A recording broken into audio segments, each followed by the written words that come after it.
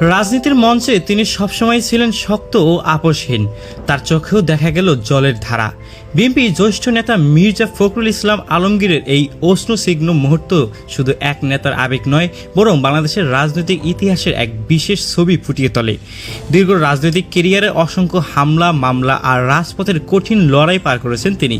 কিন্তু দলীয় সবার বক্তব্য দেওয়ার মুহূর্তে অতীতের সেই লড়াই আর সহযোদ্ধাদের স্মৃতি যেন এক নিমিষে ঘিরে ধরে থাকে। দীর্ঘ পথ চলার ক্লান্তি নাকি রাজনীতি থেকে বিদায়ের এক গোপন সংকেত? কি ছিল এই কান্নার পিছনে? সভাকক্ষে উপস্থিত সহকর্মীদের প্রতি তার আকুল আবেদন এবং এই বিদায়ী সুর মুহূর্তেই ছড়িয়ে পড়ে সারা দেশে।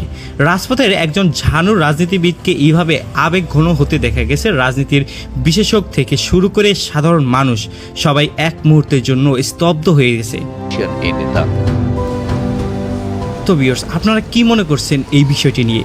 তা জানিয়ে অবশ্যই কমেন্ট করতে পারেন আমাদের কমেন্ট বক্সে। এবং ভিডিওটি ভালো লাগলে লাইক করে দেবেন।